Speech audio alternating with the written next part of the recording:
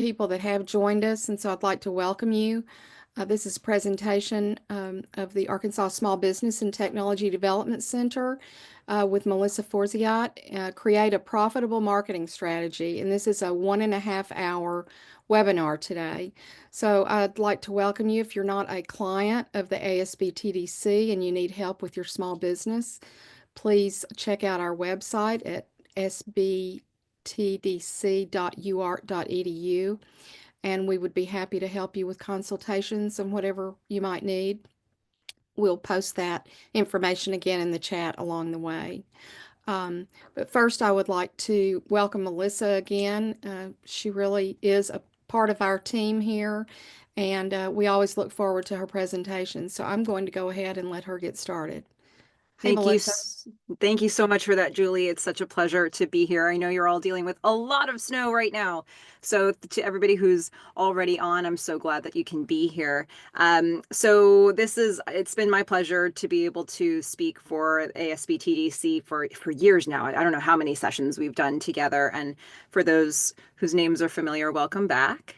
And for those who are brand new to any trainings with me, let me just give you a little bit of background on who I am, just so you have uh, some information about how I would perceive this material. I think this will help you understand how I look at it. So I actually started out in my career doing major international sport events. I worked Olympic Games, Rugby World Cup, worked with the US Olympic Committee. So I worked with these huge brands that were operating at a very big scale. And in that process, I got a chance to see what rollout looked like for the launches that they did, for the marketing plans that they did. And it was really a very intentional step-by-step process. They had many steps involved for every launch, for every marketing campaign, and many different audiences that they were trying to reach as well. And that was informative for me. Over a dozen years ago, I started my own business and I began working with mostly small businesses and nonprofits. So for me, it was about how do you take those great principles of marketing that I learned at that very big scale? How do you make them work for businesses like maybe yours or mine that don't have anywhere near those resources? And how can we still somehow figure out how to stay in front of people in that step-by-step way? Because that really is what I thought the biggest advantage was for that Olympic marketing. So that's the approach that we're going to be looking at today. How do you create a profitable marketing strategy that lets you stay in front of people as long as you need to until they're ready for your product or your service? And that's how we'll be thinking about all of this today. So a few quick housekeeping items before we jump in here.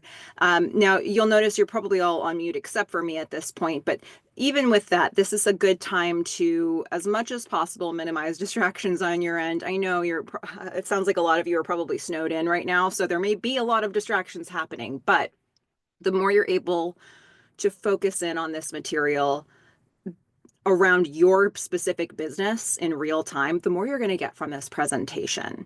So this is a great opportunity to silence your phone or to shut off a messaging device if you can, just to make sure you're really focused in. This material is somewhat complex if you haven't thought about marketing strategy in this way before. So I have a number of slides that are meant to be resources for you for later, some that are meant to be worksheets as well. So this whole slide deck will be available. I've loaded a bunch of materials, and including some extra reading materials, into a landing page on my website. And everything will be there except for the recording that Julie is getting right now. So she'll put all that together for you and send that out to you afterwards. But there will be a link at the end of this presentation for that landing page so that you can see that material as well. In terms of questions, a couple things about this. First of all, I'm going to be asking you questions as we go throughout this presentation.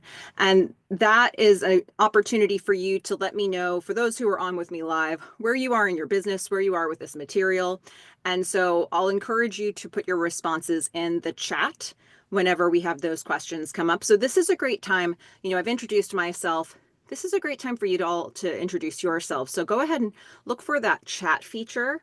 Make sure that it's set to everyone, not hosts and panelists, but everyone, because it gives all of us a chance to see where we are in our businesses. And this is a good time for you to introduce yourself. Tell us what your business is and maybe where you're based. And that way we can all get to know each other and make sure we know where that chat is. And in terms of your questions, I'll encourage you to put those in the chat. I actually encourage you to save them towards the end of the presentation. That's when I'll be looking for them. That's when Julie will be looking for them. What you will find with this material is that it builds. It's like peeling layers of an onion. We're going to start very general, very theoretical, and then we're going to get more and more specific as we go. So you may find that there's a tactical question that you have early on that gets answered quite a bit later. And, that's how this presentation is meant to be structured. So we start with the theoretical, make sure that we're understanding the concepts, and then we move into the tactical elements of it. So that is a little bit about how we'll approach this today. And I love that we're already starting to get some introductions into the chat here. So welcome to all of those who are on with me live. Let's set the stage a little bit for what we're trying to accomplish today when we talk about marketing strategy.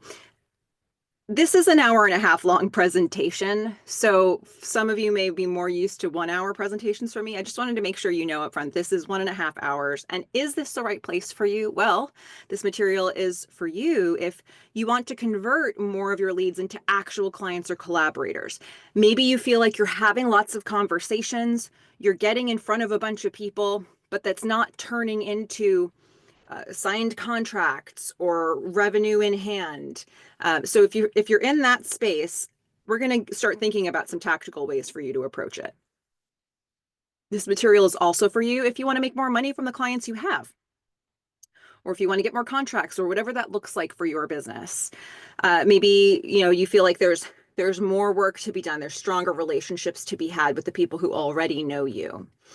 Now, it could be that you want to create more client loyalty also through word of mouth business. Maybe the people that you're working with right now, you feel like you've kind of maxed that out, but they may be able to introduce you to new potential customers or clients that you could work with or who could buy something from you. So there are numerous ways to look at this. Staying in touch with people tends to have benefits. Regardless of what those benefits are, there are benefits to be had. So here's how we'll approach this. And remember, I said this is like peeling layers of an onion. We're going to start theoretical. So we're going to talk a little bit about the value of staying in touch. Why are we having this conversation at all? We're going to address that there. Then we're going to stay general. We're going to talk about how to strategize, how to stay connected. And then we're going to start to get more specific and look through some examples when we talk about how your strategy can work. Then we're going to look at some tips for creating your funnel, because we're going to talk about a marketing funnel structure with all of this. And my hope is that you will go, after this presentation is over, you'll go back and start working on your own marketing strategy. And then we're going to circle back and talk about, why is this worthwhile? If you feel like, especially if you feel like this was a lot of detail and it's overwhelming, this helps root us and why are we doing this again? So these are some steps that we'll go through in this process. One thing I want to reiterate is that everybody, and you can see from the introductions that we're getting here in the chat, welcome to everybody who's joining. And for those who are just joining, make sure you introduce yourself in the chat. I think we'll notice that everybody has a different type of business. So as much as I try to give different types of examples in this presentation about marketing strategy, there are going to be those of you who have a business that doesn't look exactly like any one of these examples, but that doesn't mean that this model can't apply to you. It means we just get creative in how we think about it. So I hope that you'll open your mind to that if you don't see an example that looks exactly like your business, and get creative and start thinking about how different pieces of different examples can apply to you.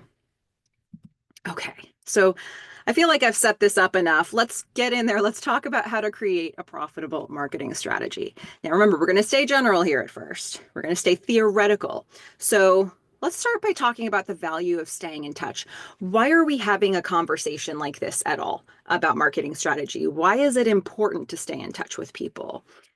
Let me start with a question to all of you who are on with me right now. How often would you say you've reached out to your audience this year so far? So feel free to ballpark this, put some thought into the chat, make sure it's set to everyone so that we can all see. But, how many times would you say you've reached out to your audience this year so far? We're, mid-February right now, getting towards late February. maybe there are numerous ways that you're reaching people. I've purposely kept this question fairly general just to get a ballpark from you of roughly how often you think you've reached out to your audience. And this is more than anything, it's a chance just to sort of get a baseline for all of us as a group, a bit of a litmus test as we go. Shelley's saying, "Oh, but probably over 20." I appreciate that. I know I kept it a broad question. Um, Jean's saying, just started this business and haven't finalized the website or developed an audience yet. Actually, that's great. It's really good for me to know that, Jean, because this topic is going to be a little bit more like a chess game in your head if you're trying to think about something pre-launch, but it's also a really good time for you to be thinking about all the principles in here. So this is a great time for you to start getting things set up so that you'll be able to stay in touch with people. Okay, so we're getting a little bit of a range of responses so far, but this is, if you're jumping on here, this is a great opportunity just to let me know about how often have you reached out to your audience this year so far, just to get a sense of it. And if anybody else is pre-launch, like Jean, let me know that as well. That's useful information for me to have as we go through. So this gives me a bit of a sense, but I know like Shelley's coming in at 20 plus on this, which is great news. It's a great way to start. Of course, I kept this question pretty general. So how you interpret this, you can interpret it in all different kinds of ways. But I wanted to point out one really important rule to get us started. When it comes to sales, specifically, when it comes to selling in your business, there is a key rule that I want you all to keep in mind. Something known as the rule of seven. I'd be curious to know if anybody has heard of this rule. If you're familiar with this rule, feel free to let me know in the chat. But it's a rule that says it takes at least 7 touches to, and then you can finish this in different ways, to convert a lead into a sale, to warm your leads. You may also read this as takes at least 7 touches to build enough trust with your leads that if you put an offer in front of them, they may be more likely to take that. So this is, a general rule, a general sales principle. And what you will find is that if you look at really big companies that are looking at the data of their process, their marketing and their sales process, you might see that some companies will say, okay, so we've proven that, if we do 13 touches and then we bring in the sales team to close on the 14th touch, that's the most productive. It could be more, it could be less. You may also find in different ways that you market to people, some of them are build stronger relationships than others, so you don't need as many touches. And you may have some ways of communicating with people that aren't as strong, so you need more of those touches. So this could be different in different aspects of your business. Shelley's saying, I've heard about 5 touches before. And Jean's saying, repeat it 7 times to make it memorable. So this is something, this is a principle that we've heard of. We've heard some different numbers here. And I'll maintain what you're saying here. I think different numbers apply to this rule of 7. But I think the most important thing to be aware of with this is that it probably takes more than once to reach out to somebody. It very likely is going to take more, with Wayne saying depends on your sales cycle. Higher ticket items will take more touches, and that is absolutely true. If it feels like more of an investment of time or money, people may take more time to get there. And sometimes it's just a matter of people being in the right circumstance or the right condition. Maybe they were always interested in what you sell, but the circumstances are not right for them yet to be ready to buy something from you. And it might take some number of touches until they are ready. So the question is, have you stayed in front of them this whole time? So this rule of 7 really is the foundation of why the rest of this presentation is so important, because how do we get there? But I'd like to do a couple more theoretical angles of this as well. Think about this example. If you lost touch with somebody, think about how awkward it can be to reach out to them again. One thing that I sometimes think about is when you're making if any of you make a to-do list of things that you want to do in a given day, and sometimes there are people that you need to reach out to, and maybe you put their name on that list. And sometimes you put a name on a to-do list. I need to reach out to this contact today to check in with them, and you think, I don't know what I want to say. It's been a minute. I'll reach out to them tomorrow. And then they're back on your to-do list tomorrow. And then you look at that and you say, it's a whole day later than it was yesterday. I still don't really know what to say to them. I'll do it tomorrow. Sometimes this ends up getting pushed and pushed and pushed. And eventually it might just fall off your radar altogether. And we want fewer contacts to land in that zone for us, right? Because ultimately, that represents a contact that at one point was relatively strong. You had some sort of momentum going, you had a good connection with them. And then it represents that that contact has started to grow cold. And that's not fun for any of us, right? You all put time, maybe you put money into starting to build that relationship for then it to just like sort of die on the vine. So what we really want is to avoid that situation as much as we can and to have a process that enables us to stay in touch with those people without making it weird or awkward or hard for us to figure out what to say to them. One more visual I wanted to give you with this: your business is going to grow by planting seeds and nurturing those leads, but not by wasting opportunities. If you're working in your garden and you plant something and you water it, it takes all of that process and the time to grow. And if you sort of stop doing any important part of the process during the process, the plant won't grow. So it's all the same idea, but it's this idea that we need to stay actively nurturing these contacts. One more thing I would encourage you to think about, not that we want to go back to this time period necessarily, but think back to the start of the pandemic and think about how you reacted to messages from companies in your inbox. I don't know if you had the same experience, but for me, in my inbox in those early days of the pandemic, I was hearing from all different kinds of companies. I was apparently on a lot more lists than I realized. And I had some different reactions to the types of outreach I was getting. There were some companies where I had literally no idea who they were and how I had gotten onto their list.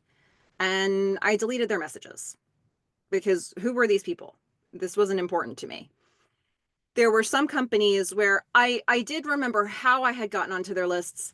It may have been quite a while, and that's why it was so hard for me to remember like kind of what the situation was. But I knew that there was a reason I was on their list, and I might have checked their message, whatever they wanted to say, and then deleted it. And then there was this third category of companies that I frequented, companies that had regularly been in touch with me, which may or may not be the same thing. And those were the ones where I wanted to check how they were doing. I wanted to check what was changing for them. I wanted to check if they were okay. And I would read what they wrote. And it was interesting even in me to see this response because there was such a volume of outreach coming in at that time. And you would think, and I think some of us, when we're marketing, we think, oh, I'm reaching out to these people too often. But my reaction in receiving these messages around this time was the more somebody had reached out to me and the stronger my relationship felt to them, the more I wanted to hear from them during this time. It wasn't the inverse of that, which I think a lot of people are afraid of when they market. They're afraid of being too pushy. They're afraid of reaching out too much. And yet, the more of a connection you build with your audience, the more connection they feel with you and the more likely they are to care when something might be happening for you. So think about it that way. Think about if you're one of those people who gets worried, am I reaching out too much? Think about this example. Think if it matches your experience. And we use all of this. I'm using all of these different angles to help explain why we want to stay in front of people. So hopefully we're all on board with that idea at this point. And now it's about, okay, great. We're staying in front of people, but how? How do you stay connected with somebody for that much time? Let me pose this question to you, and this is a great opportunity to answer this question in the chat if you're on with me live. Do you actually have a plan mapped out for how you're going to stay in touch with different segments of your audience? For the people who responded to the earlier question, there are a number of people who've said that they're, in touch more than 20 times this year. Do you have a plan for how that's going to look?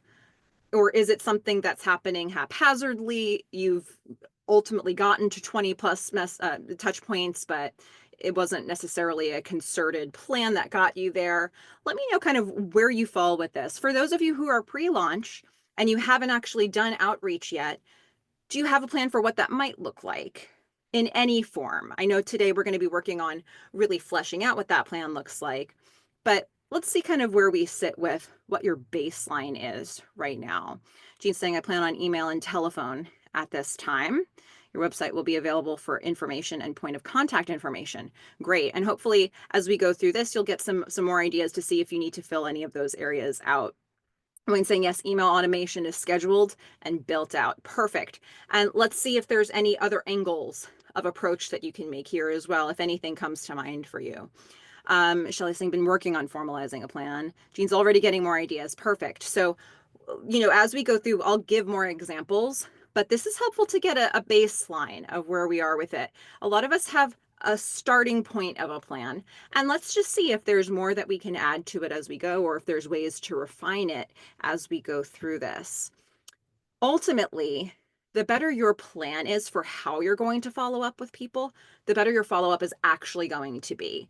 And I tend to find if you're doing more follow up, you're probably going to be getting more sales revenue, more referrals, more word of mouth. I know that's an important thing for a lot of people, but these things don't just happen. They happen if you plan for them, and they're easier to execute if you plan for them, and usually a lot more efficient as well. So we're going to be talking about the structure of this today, and specifically, I'm going to talk about the idea of a marketing funnel. And I wanted to have this up just to mention the nomenclature that I use may not be the way that every marketer uses this. As I talk today, when I say marketing funnel, for me, that's going to be the same as sales funnel. For me, that's going to be the same thing as pipeline. If you talk to another marketer, they might mean different things by that. But the reason why I'm going to use those interchangeably here is that for a lot of us, if you're operating a micro business, most of the time you have to wear both the marketing and the sales hat, or whoever's doing this for your company. They have to kind of think of all of it at once. So it becomes less about the marketing team's going to handle up until this point, and then we transfer it over to the sales team. And it becomes more about, I am tracking the journey of this customer from the first time they hear from me through wherever that relationship goes. So it's less about tracking your work and more about tracking the journey that the customer is going through. You will, you will see sometimes there are like sales funnels. Sometimes you'll see these companies that have software or apps where they'll actually help you set up, okay, there's a squeeze page and a landing page, and here's the follow-up that we'll do by email. That is a version of this. But when we talk about marketing funnel today, we're going to be looking at all the different ways you can market to people, both online and offline, and how they all integrate with each other. So I'm using these terms really broadly, and that's how we'll do it today conceptually. Now, the marketing funnel concept, it's all about organizing you and your activities to maximize your customer service and your sales to make sure that the process never stops for your customers or your clients or your leads, that you always have a next step for them along the way. Another way to look at the marketing funnel is it's documenting the pathways you're going to guide your leads down so that they can become your best customers, or whatever best looks like for that particular type of lead. So you may find that in your business, there's more than one pathway people can go down. There's more than one type of route that they can take within the offerings of your business. And you want to be able to facilitate that as much as possible. Now, on the flip side, what does it feel like when you don't have a plan?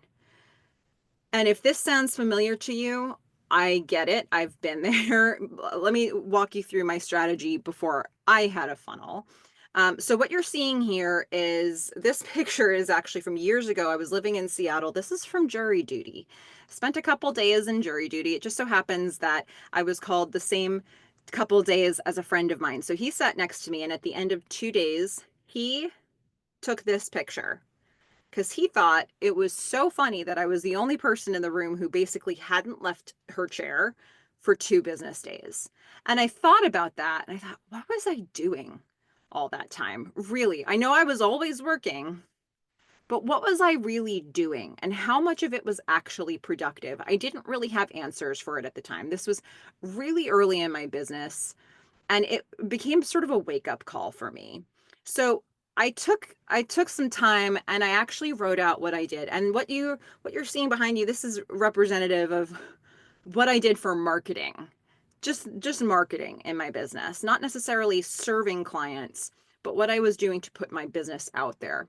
And you look at this, it's got like what, 5.5 pages of what is this? There's no structure here. I looked at this, I was just jotting down notes. There was no real way to know what was moving the needle and what wasn't by looking at this.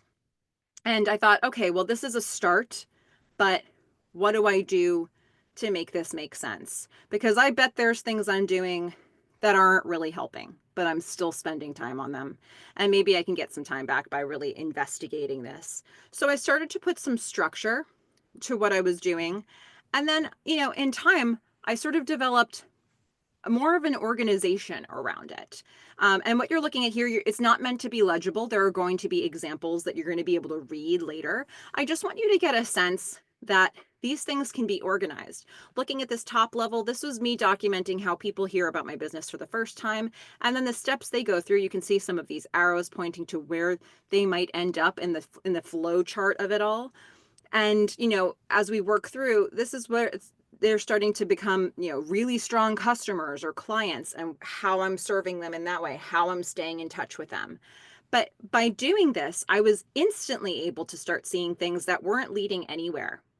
For me, just even a first attempt at this process helped me streamline a little bit, where I started to get some time back, and I started to reinvest that time or energy into places where I knew they were leading somewhere. So it made me ask some hard questions. And ideally, this process does that. Ideally, it makes you think, what do I need to be doing? Do I need to be doing this? So another way to look at this, and another reason why it's so important to stay in touch, is when you think about the idea of a marketing funnel. We've got something, some people call this the Pareto principle, where it's like, a low percentage of your audience is actually representing a high percentage of your revenue. When you think about your outreach and the highest volume of people you're touching in terms of your marketing and sales touch points, most of them exist in that brand awareness phase, that sort of like top level. They're just hearing about you for the first time. That's going to be where most people sit. And as they start going through your funnel and having to make active choices to stay in front of your messaging, there are going to be fewer people that go all the way through the funnel, but they're going to be more and more committed. So by the time you get to your best offerings, your best products or services, the most committed people are going to be the ones who are getting all the way through. And sometimes we find that that's where the most revenue is coming from in the business. And then as a marketer, you have to decide where you're going to spend that time, money, or energy to market. You might want to balance it across different stages. You might want to focus on the people who are putting the most revenue in, but then, how do you make sure there's a pipeline for more of those people in case you lose a big client down the road? So these are decisions that we have to make, and having it documented helps us get there. So one of the reasons why we're going to structure this in this idea of a marketing funnel is that if you come away really with one thing here, aside from that sales principle, the rule of 7 that we talked about earlier, if you come away with one important message from today, it's, can you start training yourself to think, what is the next step? Every time you're talking with a lead or a customer, ask yourself, what's the next thing that could potentially help this person? Because if you know the answer to that, you can start setting that up for them, whether or not they take you up on that offer, whether or not you even make the offer in that moment. If you know what the next step is, you're more likely to be able to help them and answer their questions if they ask them. So if you know what the next step is, you don't have to waste time thinking about how to stay in touch. You're going to have an idea which direction this conversation could head in, because ultimately, if this is your target market and your products and services can help them, then you having a next step for them is part of your service. Also, if you have this question answered ahead of time, your outreach is a lot more likely to stay consistent because you kind of know where the conversation is going to. So we've stayed general for a really long time here. So let's talk a little bit about how your strategy works. And while I would eventually like to get to a place where we're looking at the entire big picture, all the different pathways, let's start by looking at one pathway. What does one pathway look like in this marketing funnel? So what I've got here is a blank slide that you can potentially use later to start working this out for your business, especially if you're brand new to thinking like this. This might be a helpful way to break it down for yourself. But the idea here is we start with, well, what's the desired outcome you're looking for? What's the seed you're planting? We're going to plot those on either side. And then if we're aiming for 7 touch points, how do you actually fill those 7 touch points to get from one to the next, the seed planted to desired outcome? How would you really stay in front of people? So here's an example of how you might look at this. Okay, let's say you have a desired outcome of somebody decides to buy, let's say, a low cost product. And you're starting out with them seeing a social media post. Well, how can you get them from seeing that social media post to buying the low cost product? Okay, or service for that matter. So they see the social media post. Within that message, you might say, click here to read the post. So now they go over, they click on your website link. They are taking actions every step of the way. Now they get to your website and they see a pop up on the homepage, and it offers 10% off if they sign up for your email list. Great. So now they've seen that message. They take an action. They sign up to get 10% off as a coupon. Now they're on your email list. Potentially, this is an offshoot for a whole other pipeline to start, because you can be staying in front of everybody who's signed up for your email list, but you also want to stay in front of this particular person. So they've signed up to get your 10% off coupon. They're on your email list. Now they're going to check their email because they want to get that 10% off coupon. And so they'll go from there. They've got that. And maybe they don't take an action right away. Maybe they don't actually buy something straight away with that coupon. So maybe you'll then send a follow-up email. Hey, by the way, your coupon's expiring pretty soon. Make sure you use that if you wanted to. So now they're getting another touch point with you. You could potentially do multiple reminders.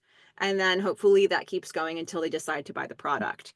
Now, as we work through other examples later, you'll see that I've mixed a lot of different ideas into one pipeline here, which may be the way that it starts for you.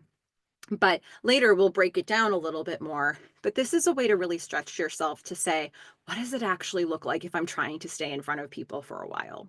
So this is an example that you might use to start thinking about how you would fill out the blank version that was on the previous slide. And again, you'll be able to access all of this on the slide deck that I have in the on that landing page of the website that I've set up a link for. At the very end, you'll get that link, and this is available there. So let's look through a couple of other examples. And this is going to start to hopefully look more and more like real life examples that you may want to emulate for your business. As a reminder, when I give you examples, you may find that there's, examples here that don't seem to match your business exactly, but I encourage you to take whatever ideas do work for your business and put them into your model, because the idea of this structure can work for everybody's business. It's just about how do you stay in front of the people you're trying to stay in touch with. So take ideas wherever they might seem to fit and put them into a model that works better for you. So this first example is going to be called the networker. Let's say we have a business where networking feels like the best pathway to stay in front of the leads that you're trying to reach. So let's say this business has a few different ways that they're meeting people for the first time. At this top level, this is ways they're meeting people for the first time, and this is what it looks like when those are the best customers. So, okay, up at the top here, networking. Let's say that whoever runs this business or whoever's marketing for this business, they're going to a networking event once a month. Great. They might meet people there. They might exchange business cards, and then hopefully they'll get some follow-up after that. Referrals. Referrals are something that we can't always control. We often don't know that they're going to happen. We can sort of set up a world where we'll get more of them, but Sometimes referrals happen and we know that they've happened, and sometimes they happen and we don't know that they've happened. In the situation where we don't know that they've happened, we're hoping somebody's going to email us directly to let us know, oh, I heard about you from this person or this place. If a referral is made and we're aware of the introduction, then that gives us room to follow up and to, how many times you follow up. What do you say in your follow up? So that gives us a chance to do this direct email outreach as well. A third thing that this business does is they've been a guest on some podcasts. They don't have their own podcast. They've been a guest on some other people's podcasts. So they've made it a point to drop an offer or, drop an incentive during the podcast so people are more likely to follow up with them. Because ultimately, if you've recorded a podcast and you put it out there, you have no idea who specifically is listening to it unless they reach out to you. So this company wants to set up a world where they're incentivizing more people to do that follow up by direct email. So networking, either party can email the other, but hopefully this business has a process for doing outreach. Referrals, if an introduction is made, they want to follow up by email themselves, and podcast is a little bit more passive. We're just waiting for somebody to contact us. Okay, so this business gets all of these groups into this direct email box, right? And their thought is, okay, well, from here, I'd like to touch base every couple months with people who have been emailing me. Just stay in front of them, keep the conversation going, keep it warm, and hopefully I can then get somebody to buy my services one time. And from there, I'd like to try to stay in front of them until they buy multiple services per year. You may find that this whole section here can be built out more. What's just a simple arrow here could be a number of email follow-ups. It could be phone outreach. But for now, we're keeping it simple, right? So what if the business owner looks at this and says, this seems like a great plan, but for whatever reason, even as much as I'm doing this touching base every couple of months, I don't seem to be getting people to buy my services one time. So what do I do? How can I change this? This is where, after some time, we can then become sleuths, detectives in our business, and we can say, all right, where can I tweak this to make it more high powered? So let's look at V2. This is this business's tweak of the original networker model, where it's basically the same thing, but we've added a few steps in the middle here. So once we get to that direct email sequence and it comes to a natural pause, instead of hoping that the first thing that happens is that those people buy my services one time, what if their goal is, can we meet for coffee? Can the goal of that first series of emails be meet for coffee or meet on Zoom? And then from that coffee meeting, can I do a couple different things? Can I show them a portfolio or, more proof or a brochure or give them more information about the business? And also, can I see if they want to be on my weekly newsletter? Because then that allows them to get that mass outreach on a regular basis, as well as my touching base with them every couple of months. So this business may think, okay, what if I just experiment with adding these few touch points in, these few steps, these few goals in? Does this change how many people then go on to buy my services one time? Does this strengthen the relationship enough to get me where I need to go? And again, over some period of time, you can start analyzing this. You can start looking at how many people made it from one step to the next. Once you've documented it this way, it becomes a little easier to start managing the data behind this. Now, let's do another example here. What if you have a business, or we have an example business, that's aiming for really big contracts? What are some of the different ways that this business could reach the audience for the very first time?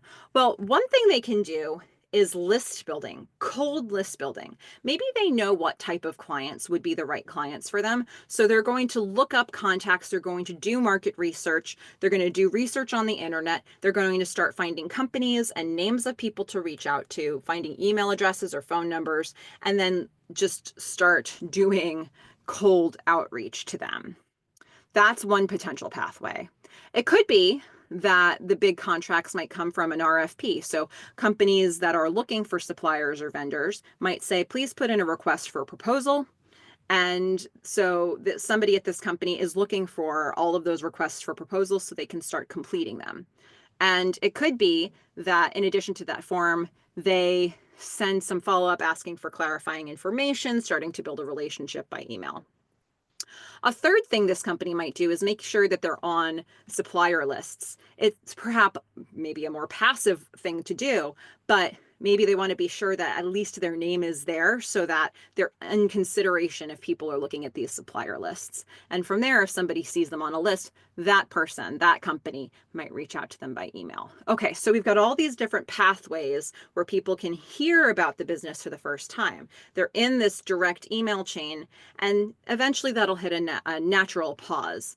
Now, instead of just assuming I'm going to start doing emails and then ask for a face-to-face pitch and get a contract, maybe there needs to be some steps along the way there. So this company says, okay, well, maybe one of the things that I need to do is build a relationship with the gatekeepers. Maybe they found that that's a useful way to spend time and effort. So maybe they'll document what the process looks like for that. They'll figure out who the gatekeeper is. They'll connect with that person. Maybe they send them a gift, or they start with a gift and ask for input, or start with input and then give them a gift. And from there, once you've really built out that relationship, maybe then they can get an introduction to a decision maker, or recommendations for how to better approach a decision maker. And all of this is with the intent of getting to that face-to-face pitch. And from face-to-face pitch to contract, you know what? I've got a little arrow here that could end up being a bunch of emails or a bunch of, more meetings. There could be more to flesh that out. But for now, I'm keeping it simple. What happens after the contract is something I want you to think about. I'm showing all of this as a straight line pointing down, but what if it also circles back around to the front?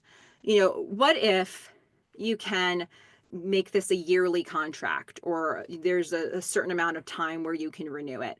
What if other departments in the same company also need your products or services? Can you get referrals to those? Can you get referrals to other contacts they have at other companies that perhaps aren't competitors? So there may very well be a new pipeline that starts after the big contract is secured that first time. And the question is, how can you keep leveraging that relationship over and over and over again? Now, I want to give you one more example. I'm trying to make these a little bit more complex as we go. This is an example of a business that has both a wholesale and a retail arm. So what we're looking at here is sort of two different pipelines that speak to each other. So, on this side, we may be looking at the retail side, and on this side, we may be looking at the wholesale side. So these are all ways that this company can reach people for the first time.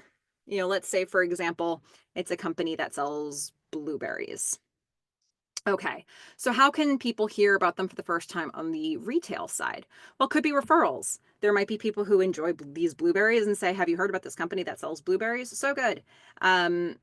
It could start there, and the new person who heard about it might stop on this company's website. Social media could be another way. It could be because this blueberry company is posting to social media. It could be because they're actively engaging on other pages as their social media, as their business page. There's a few different ways that social media can be used in this regard, and the goal is to get people aware of this company and getting them to the website. Also, farmers markets. Maybe this company goes to a farmers market on a weekly basis, and they're meeting people through their booth there. And then it would be nice if they buy blueberries right on the spot. And also, can you get them to be future customers? So can you get them information? Can you get them to the website? And from there, okay, if we're just looking at the retail side of this all the way through, from the website, maybe there's a couple different roads that you take them down. First of all, maybe they have a lead magnet. Maybe there's a 10% off your first order of blueberries, or maybe there's a recipe with blueberries, made with the blueberries that people can download so they get onto a newsletter list. And now you're potentially able to stay in front of them for a longer period of time, hopefully until they buy the blueberries. And then you can once they buy it, you say thank you. It gets delivered. You give them a discount for the next purchase or a bulk purchase, and hopefully they now become a repeat customer. Again, some of these arrows, you can build this out with more emails, more outreach, more stuff, but we're keeping it simple for now. Another pipeline that you could do here, a little offshoot, is from the website. You might say, do you really love blueberries? Do you want to get blueberries every single month? Just sign up for our membership group. We've got blueberry activities. We've got a blueberry forum. We've got all these things you can do. So people sign up for this membership group and they get access to special campaigns and events. And also they might buy some more blueberries as a result. So you can see there's a couple different ways it can branch off. And then ultimately, you're trying to get these people to become regular customers.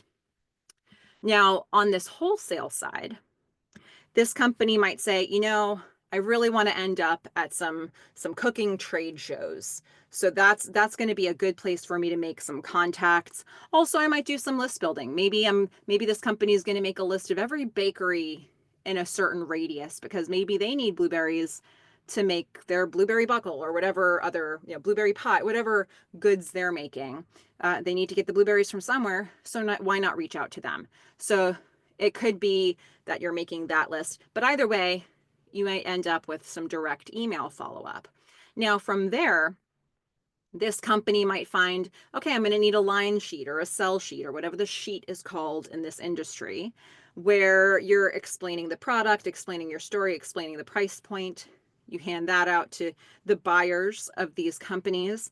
And then from there, they might want to do a phone call, or maybe you want to do a free samples or a tour or something to build a stronger relationship with those companies. And then you might potentially get that wholesale purchase, that first wholesale purchase from another company. And the question is, how can you make that the first of many? And this could be that it's done through a distributor, or it could be that it's done directly from one company to the next.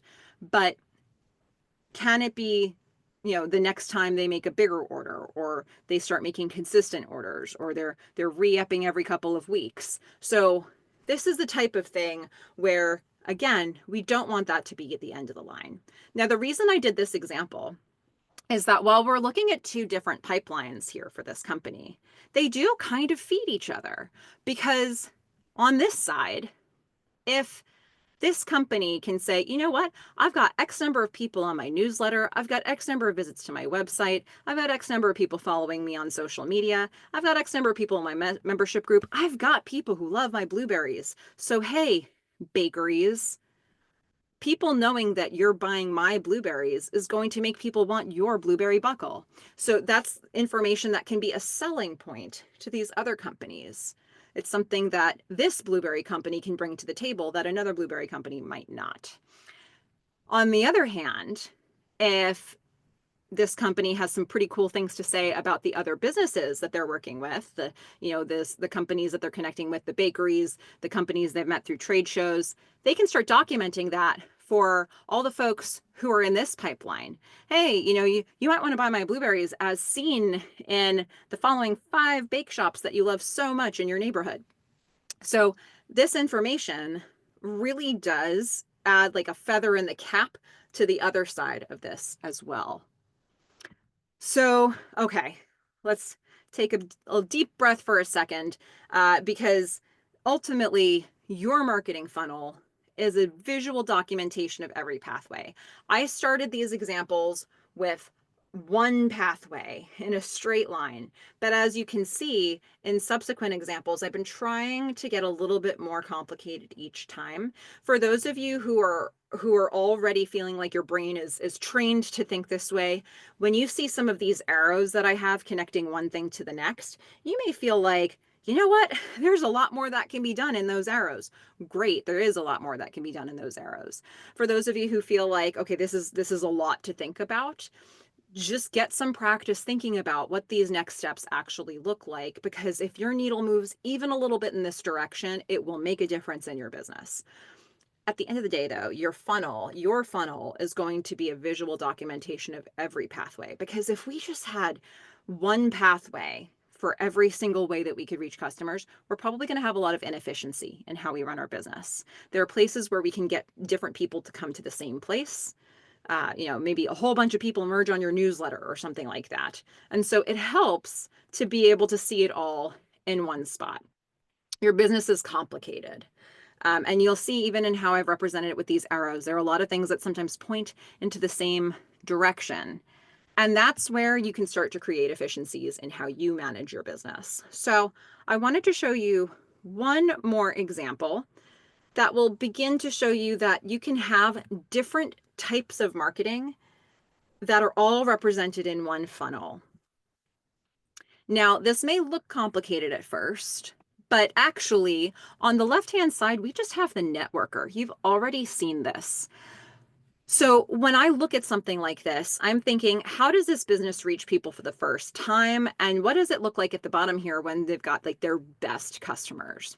Okay, so let's look at this part. This is the networker again. This business, of all the ways that it reaches people for the first time, well, it does some networking. They go to a networking event once a month. They get referrals sometimes. Sometimes they know that they've happened. Sometimes they don't.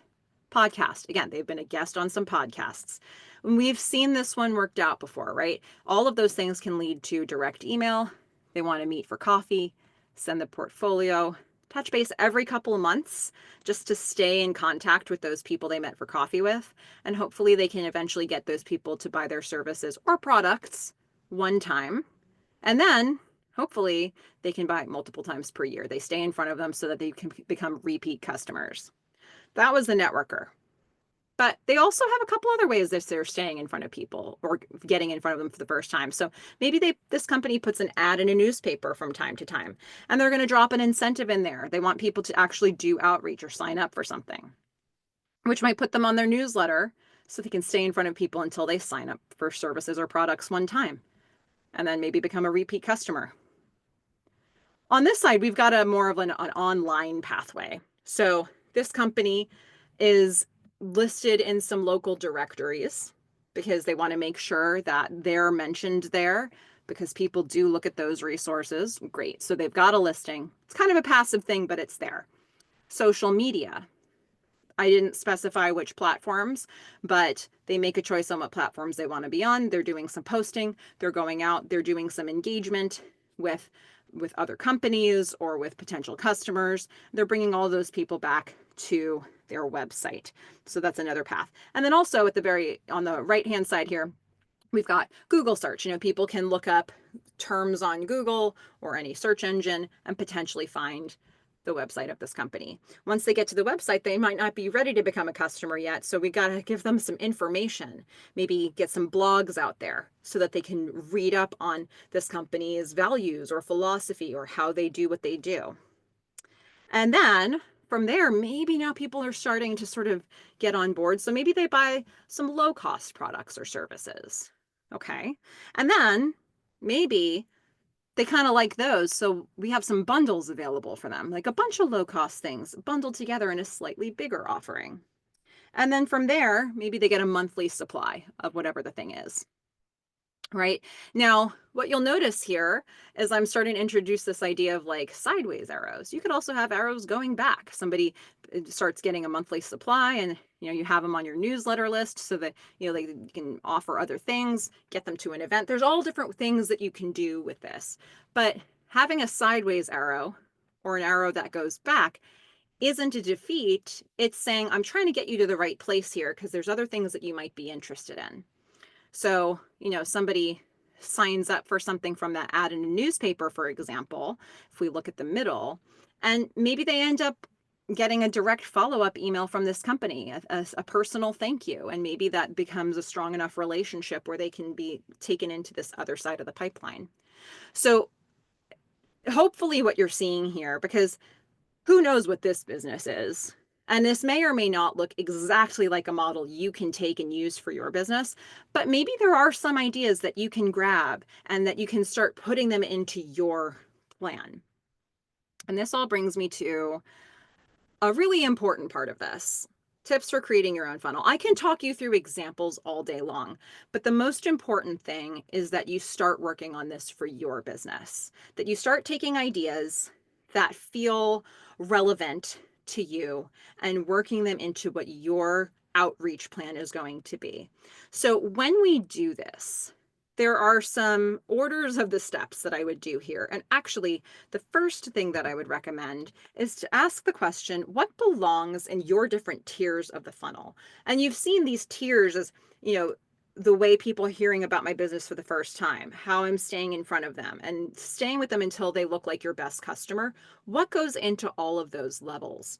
There are two slides here. The next one's gonna have some examples on it as well.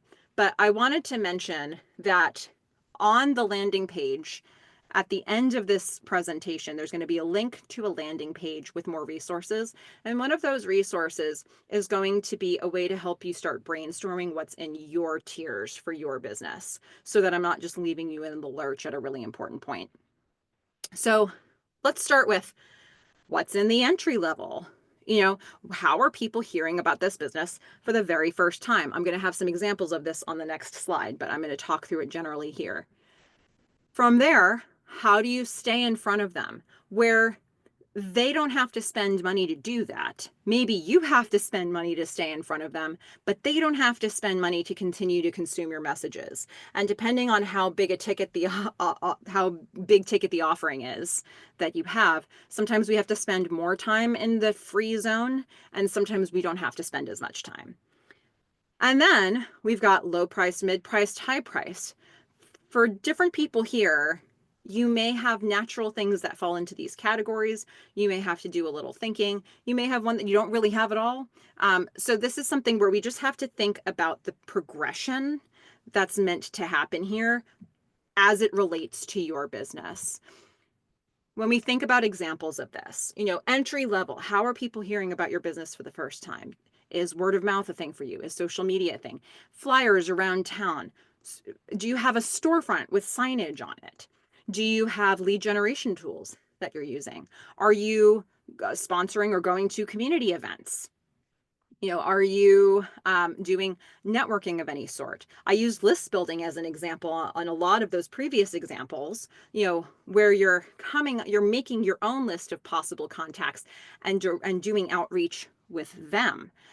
There are things that you can do that are more passive, like being on supplier lists. So there's all these different ways, and some of the previous examples will give you ideas on that. And for some of your businesses, there may be other things that belong in this category, like, for example, building partnerships with other businesses that are reaching your target market. How can you market together? Now we get to like free offerings. What are all the ways you can stay in front of people once they've heard about you? How can you keep them with you as long as possible? Can you give them a free sample or something that's branded that they'll continue to see and potentially use? Can you get them to download something that would give you their email address? Can you get them to a free event and then get their contact information? Can you give them a blog? Maybe they're not prepared to sign up for anything, but you can give them more information that might entice them to do that. Can you get them on a regular newsletter list? There may be quite a few different ways. If you have a really big ticket offering, you might need to wine and dine them. Not free for you, but free for them. And it's a way to really build the relationship with them. You may have a business where you have to have many levels of these free offerings. You may find that you have a business that needs way more than 7 touch points. I've had people who've ended up on a newsletter list for me, who it took them years of weekly newsletters before they were ready to work with me and before the conditions were right for them. So that's a lot of touch points. So how can you facilitate that in your process without breaking your business? Low priced offerings. Once we start getting to the stuff with price points, different businesses, you might find that there's a natural fit for you for some of these things more than others. So I just wanted to give you some thoughts if it doesn't feel natural. Like maybe low priced offerings, maybe it's a trial offer of something bigger. Maybe you actually have something they can download or they can get online for low cost. Maybe there is a small version of a product or service that you have. Mid-priced, maybe there is actually something that fits into a middle range in your price points, but maybe you bundle a bunch of small things together, a bunch of low-priced offerings together to make one mid-priced offering. So some different angles there. High-priced offerings, what does that look like for you? Is it taking a service that would be done once and making it monthly? or doing annual renewals? Is it you actually have a big ticket item? Is it all online? Do you have an e-course? Do you have an event? Do you have a conference that you want people to attend? So what does it look like when people are the best customer or client? And that might look different depending on, what different offerings you have. So these are some ways to start breaking this down for yourself. Again, you may have a business that doesn't quite fit any of this, but what does work for you within this model? So when you're doing your own, when you're creating your marketing funnel, my recommendation is that you start by saying, what goes into each of the tiers, right? Like, what are my options here? What are some of those different ways I can be in touch with people? Once you've got all of those puzzle pieces laid out, then you start putting them together. Then you can start laying out the touch points, seeing where they go, seeing what connects with what, drawing your arrows between them, saying, oh, all of these things connect to this one. So this is really important for all of my audiences. Great. That helps you get more information about this process. So think about what puzzle pieces you have first and then start putting the puzzle together. And I think you'll find in that way, it'll start to become a little bit clearer which things actually belong and which things are kind of just noise in your process. So as you're thinking about this, I want you to look at this a couple different ways. We are asking the question, where do you want your leads to go next? But sometimes when I'm talking to marketers, small businesses, I'll get some pushback on this because they'll feel like they're being too aggressive, like they're pushing too much, like they're being too salesy. So as much as I've been framing this, like, where do you want your leads to go next? I'd also like to frame this a little differently for you if you're feeling that way, as how can you help them next? If these people are actually in a target market, your target market, then ideally your products or services can make their lives better. So by saying, hey, I don't know if you may not need it, but just in case you ever do, this is here. You've planted that seed. They can think about it. And if they need it now, great. If they need it a year from now, fine. But they're now aware that that's a thing that they can get with your business or get from your business that can help them. And you already knew to suggest it because you know what comes next for where this person is in your pipeline. So, how can you help them next? This comes from a place of service. I have something that can potentially make your life better. And ultimately, that's why we continue to stay in front of them in this way. Now, I wanted to just put a finer point on this because I know when I go through this, sometimes this overwhelms people as being like, this is too much outreach. So, really, why is this worthwhile to do? I want to pose a couple questions to you here to put this in context. So, the first question, and you can feel free to put your thoughts on this in the chat. How does it feel for you as a consumer when you have a problem and you don't know the way forward? So maybe think about a problem you have now, something that you want to solve, but you don't even know if there is a solution to it.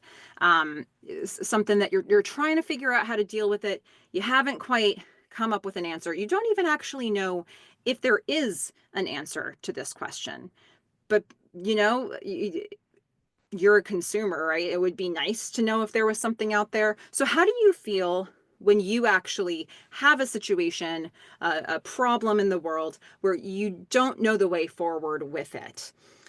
Curious to see where we land on this, because understanding our own feelings is part of how we can understand what it's like to be in our audiences as well. So for you, as you think about being a consumer in the world, how does it feel when you have a challenge, a problem, something that you're looking for, and you're not really sure what the way forward actually is for you? Again, if you're on with me live, this is a great time to put a thought on that in the chat if you have anything that comes to mind for you.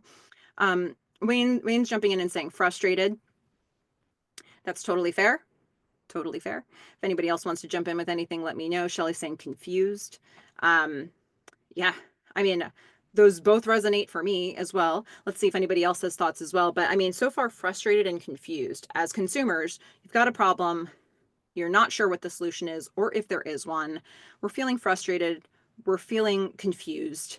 And this is potentially what some of your audience is feeling right now. And so let me pose this alternate question for you.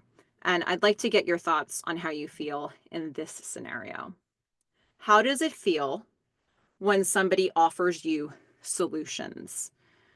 Um, and actually, I wanted to mention to that last question, Jean's jumped in and said, sometimes you'll do something that's not even necessary when you feel this way. Yeah, it's like you're scrambling when you've got a problem that you don't know how to solve. So let's look at this question. How does it feel when somebody offers you a solution? Let's say they're not hard selling it. They might not be pushing it, but they might be saying, oh, you have this problem. Have you ever tried this? So they're putting it out there as this might be a thing. Shelly is saying relieved. Jumped right in with that. Wayne's saying hopeful.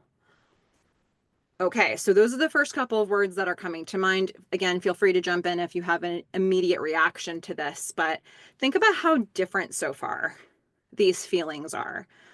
When you have a problem and you don't know the solution, we're feeling frustrated and confused. When somebody says, hey, have you ever thought about this?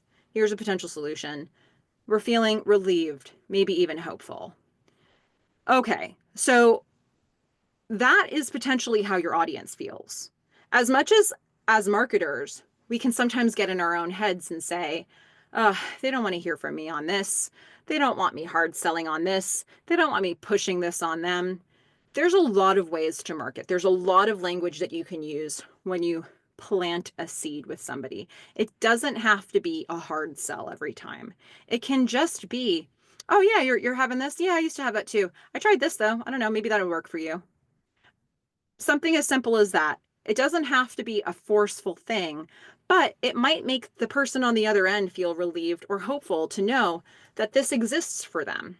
This is a possible path for them. And they might take it, they might not. They might take it a long time from now, but it's something that they're aware of. And it's actually part of the service that you're providing for them by potentially matching them with something that could work to make their lives a little bit better. And it might be that the problem this is solving, it might feel like a problem to them, or it might just feel like, a value add in their lives. But this is the kind of thing, if it can make their lives better, why withhold that completely? Why not tell them that there's a way you can make their lives better? So it's just about finding the right angle for it. Sometimes this is what we need to hear psychologically as marketers to know that maybe we just take that little extra step and sort of expand your comfort zone in a way that feels appropriate to you so that you can continue to get this information out there. Wayne's saying if they have a problem, they'll keep looking until they find a solution. If you have the solution, you don't tell them about it, they go down the road to your competitor. It's so true, right? They're probably looking for an answer somewhere, or they will eventually. And so why not plant that seed for your business? So what are some of the potential outcomes if we work on this structure? If you actually create a marketing plan for your business, if you create a marketing funnel, there's a couple potential outcomes for your clients and a couple for you that I wanted to share here. First of all, you can, like we were just saying, potentially put your clients at ease by offering possible solutions either for today or for down the road, right? We've talked a little bit about that one, but also potential outcome for your clients, you're serving your clients, you're building the relationship with them by staying in front of them, you're building that trust. And the opposite of that, if you've ever had the experience of a company ignoring you just when you were starting to really get the information that you wanted to have, that doesn't feel good. We don't want to be in a space where we ignore people because we just feel like we're reaching out too much. So having a process for this helps you get a little less fixated on each individual person and just say, no, I'm just delivering what I've planned to deliver to them. But also, there are some potential outcomes for your business. You are going to be creating more sales opportunities for your business if you start nurturing your leads more because you're giving them more information, you're building stronger relationships. And those relationships could result in sales with the person that you're talking to, or even more word of mouth opportunities because they really like the way that you've been serving them. Also, it helps you get more organized on what you need to deliver and hopefully showing you kind of what impact it had on my business also presents another angle of that because I was spending a lot of time spinning wheels on things that I didn't need to be doing. And so this helped me figure out, well, where are some of these places where I can reach out to multiple audiences at once? What are some things that I'm doing that go nowhere, that lead to absolutely nothing?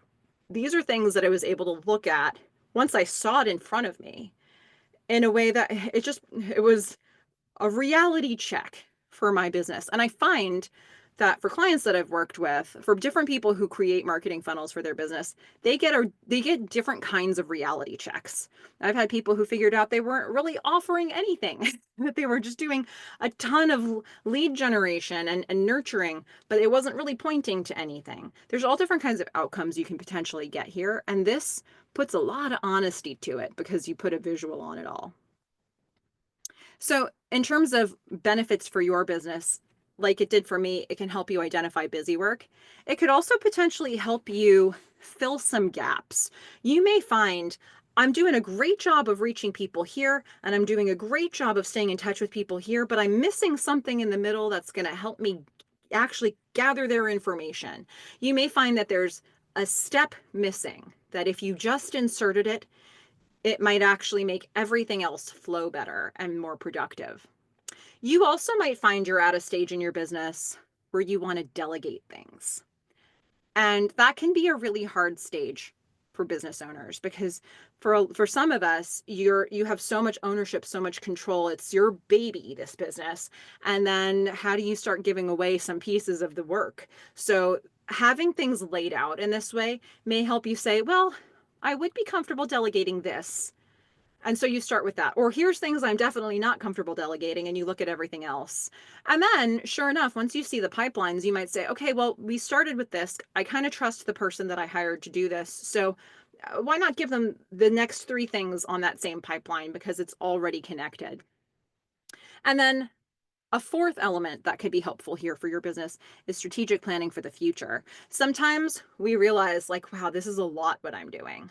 And I actually don't have the bandwidth or the revenue or the resources to do all of it this year. So I'm going to focus on this pipeline and this pipeline. And this one I'm going to get to next year, or I'm going to get to when I hit this revenue milestone. So you might be able to start separating this out in ways where you can start activating different parts of your plan at different times. So these are all some potential ways that you can look at how this structure can help your business. I want to make sure we save enough time for questions here because I've just been talking at you for a good long time. Hopefully you've seen, like I said, this was peeling the layers of the onion. So we started really general, we got more specific, but hopefully all of it pointed to this idea that if you start creating a marketing strategy, you're going to have a roadmap to more sales, to more referrals, to a more profitable business in the long run. So I'd love for you all to take some time. If you have any questions that are even specific to your business, feel free to put those into the chat. Here's a reminder of what we talked about. We talked about the value of staying in touch. We looked at a number of different metaphors for why it's so important to stay in front of your audience. And then if we agreed on that, then we talked about strategizing how to stay connected. How would you actually do that? What does it look like to have one pathway and then multiple pathways? How does your strategy work? Then we looked at tips for creating your funnel if you choose to do an exercise like this for your business after this meeting. And then lastly, we rooted ourselves again in why this is worthwhile, both for your business and for your audience. So feel free to jump in with any questions, and I do welcome questions specific to your individual business because again, when we see examples of this, we get more ideas about what might work for our own business or our own industry. For in a minute, I'm going to have a slide up that's going to have a link to a landing page. But here's some of the things that are in that landing page. In addition to the whole slide deck, I've got a couple exercises. So I've got that single pathway exercise that's just been turned into a one pager. And then also I have from an old course that I used to have, I have a whole worksheet on that funnel composition and filling your tiers. What actually goes into your tiers? What puzzle pieces do you want to put into the puzzle? This is going to help you brainstorm that in a more organized way. And then if you just want to do some more reading on this, I've got a number of different blogs that may be of use to you on different elements of this. So I've listed some of them here, but there's a ton of information on my website where you can get more thoughts about some ways that you can work on this for your business. And then for this last slide here, I'm happy to take your questions now. That top link there is a link back to the ASB website. And I'll also throw this back over to Julie in case she wants to share how you would potentially work with the ASB And then that second link there is where all of these resources are going to be as well. So I'll let Julie take it over for a moment here as we start taking some questions. Okay, and then Jean has a specific question. So, if you are not a client of ASBTDC here in Northwest Arkansas, you can go to our website at sbtdc.uark.edu, and I'm going to include several links in the follow-up email that I'll send you, including Melissa's link that she has mentioned, as well as our calendar and then the Get a Consultation button. So if you need any help at all of our services are complimentary, and we have really great consultants with a lot of expertise that can help you. Perfect. Also, this is being recorded. I've also put a link in the email to the recording. I'll have it posted tomorrow. So you will have an opportunity to review and refresh at your leisure. Perfect. And I love this question from Jean. I'm really glad we get to work through an example for one of your businesses. And I think, Jean, I think you had said that you're pre-launch or you haven't started serving clients yet. So hopefully this hasn't been too much galaxy brain in terms of like trying to map things out while you're creating it. But this is a really good time for you to start working out the plans so that you don't miss opportunities right from the beginning of your launch. So the Jean says my main audience is going to be disabled individuals ready to work and getting a referral from services for the blind and ARC rehab services. What would be a good approach to build a funnel? So, again, in terms of approach, it's all about working through what's in your tiers. I definitely recommend that you check out that worksheet that I shared. But some things that I'd really like you to consider, okay, if we look at ways you can reach your audience for the first time, one thing I would really encourage you to do is to look at potential partnership opportunities and where that might fit in terms of list building and outreach. It seems like a separate pipeline in your funnel because it's not direct to the clients that you're trying to serve. But if you can create some partnerships, some collaborations around marketing with other businesses that are reaching these individuals with these specific disabilities, they're already reaching them. So it's your chance to provide the value add of saying, well, if you need this type of service, I can help with that. And those people have the audience already, so it might help you start to build your base a little faster. So it seems like an offshoot, but it might be worth spending some time doing that, because then whatever marketing tools you start to develop for yourself, you can mention those companies or those organizations. They might be able to do the same thing for you, and you can start to grow your audience by linking up with these other more established businesses. And this is actually a technique that I recommend for a lot of businesses, but especially when you're just hitting, you're just getting started and you're, trying to figure out how to build a base. You don't have to do it alone. And a lot of small business owners or small nonprofits, we think we have to do it alone because we don't know who else is out there to help us. So this is a chance to find some friends. So I would encourage you to make sure that's part of your plan somewhere, or at least explore it. And another thing that I encourage you to consider, a lot of small businesses are really good at thinking about ways to reach their audience for the very first time, but where it very often falls apart is in the continued outreach. So I would encourage you to think about when you get in front of somebody who actually would be right for your services, what can you get them to sign up for so you get their contact information? that's appropriate for what they need so that you can stay in front of them with relevant information until they're ready for you. Because I don't know if the people that you're working with, they hear about you and they'll need your services right away, or maybe they need 6 months or a year. I don't know how long it's going to take some of these people to have that sort of gestation period with hearing about your business and then being ready to do something with it. So you want to be able to lean in to knowing that there's potentially going to be a little bit of a time gap there. How can you get them to identify themselves to you so that you can stay in front of them? So, what would be something that would be right for your audience? Is there information that you can give them? Is there uh, can you get them thinking about what type of work might be right for them? Is there like a like not a matchmaking service, but is there like a, oh, have you thought about this or this or this type of thing that you can get them to put some questions in and it spits out an answer? Can you give them a resource that has a lot of different types of work listed so they can use that to think about what they want to do? Um, do you want to have something where they can pose a question to you and you just make, a quick consultation available to them? So what would be an appropriate way to stay in front of them in that way? But those are a few things that come to mind initially. I also would encourage you to think about what your offerings actually look like here. Um, Disabled individuals ready to work and getting ready for a referral. So are you making money from consultation time with them? Are you making money from them buying a resource from you, like an ebook or something, or something that's printed? Um, what are some of the different ways you can potentially earn revenue from this? Because you probably need to earn revenue from it. So like, what are all the angles that you can take with that?